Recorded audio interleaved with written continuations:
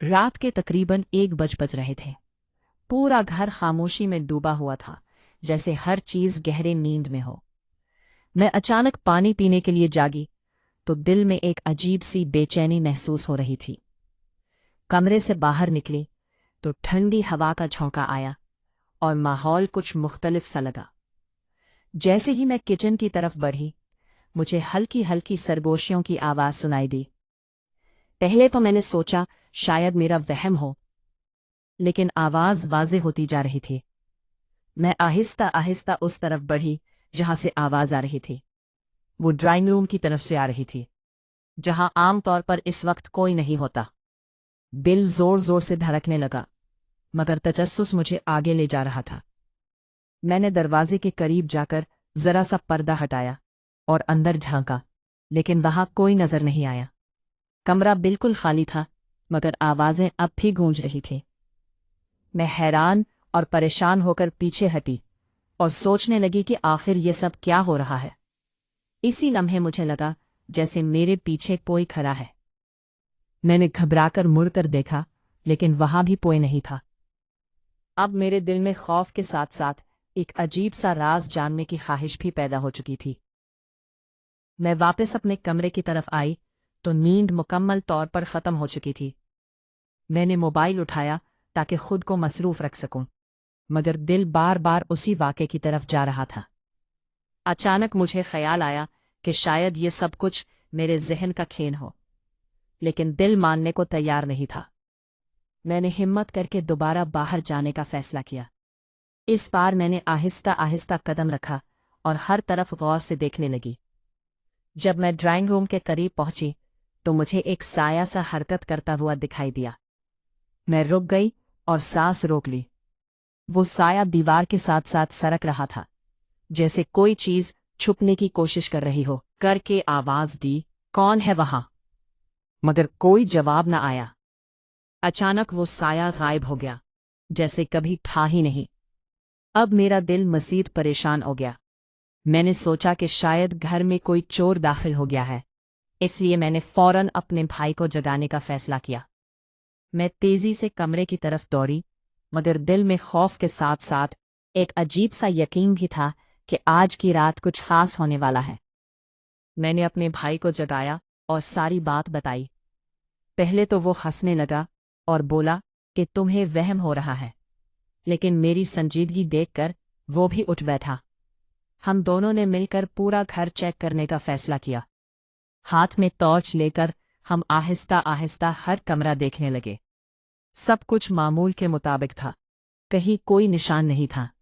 जब हम दोबारा ड्राइंग रूम में पहुंचे तो अचानक टॉर्च की रोशनी मद्धम होने लगी। माहौल एकदम संजीदा और खौफनाक हो गया। भाई ने कहा कि शायद बैटरी कमजोर है, लेकिन मुझे लग रहा था कि बात कुछ और है। उसी वक्त हमें एक हल्की सी आवाज दोबारा सुनाई दी, जैसे कोई आहिस्ता आहिस्ता कुछ कह रहा हो। हम दोनों ने एक दूसरे की तरफ देखा और दिल ही दिल में हिम्मत जमा की।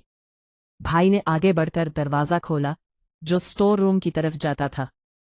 जैसे ही दरवाज़ा खोला, एक ठंडी हवा का झोंका आया और हम दोनों एक लम्हे के लिए साकित रह गए।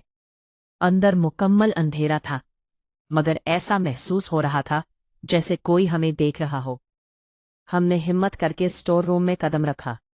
अंदर पुरानी चीज़ों की खुशबू और खामोशी थी, लेकिन वो अजीब सी आवाज़ अब भी कहीं न कहीं मौजूद थी।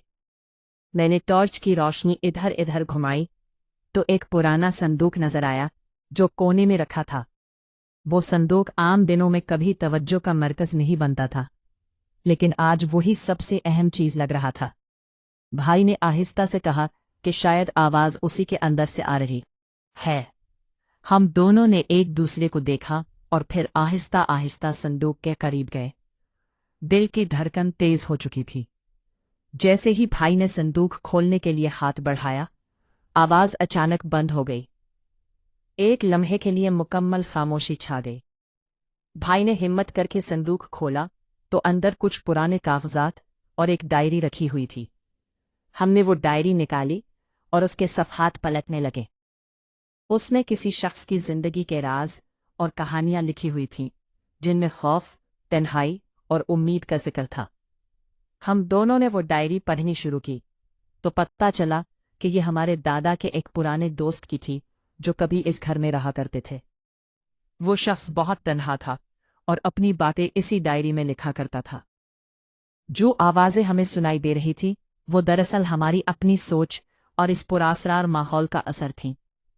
हम दोनों ने एक लंबी सांस ली और एक दूसरे को देखा जैसे कोई बोझ दिल से उतर गया हो। इस रात हमें ये एहसास हुआ कि कभी कभी खौफ हकीकत नहीं होता बल्कि हमारे जहन का वहम होता है। हमने डायरी को दोबारा संदूक में रखा और कमरे से बाहर आ गए। अब घर पहले की तरह पुरसुकून लग रहा था और दिल में अजीब सी तसल्ली आ चुकी थी। इस वाक़ये के बाद मैंने एक अहम सबक सीखा कि हर अजीब चीज़ के पीछे कोई ना कोई हकीकत ज़रूर होती है, बस हमें उसे समझने की ज़रूरत होती है। अगले दिन जब सूरज निकला तो सब कुछ मामूल के मुताबिक था, मगर मेरे अंदर एक नया हौसला पैदा हो चुका था। अब मैं हर मुश्किल और खौफ का सामना हिम्मत से करने के लिए तैयार थी। ये रात मेरे लिए एक यादगार बन गई जिसने मुझे डर के बजाय सच्चाई की तलाश सिखाई, और मैंने दिल ही दिल में फैसला किया कि आइंदा कभी भी किसी वहम को अपने ऊपर हावी नहीं होने दूंगी।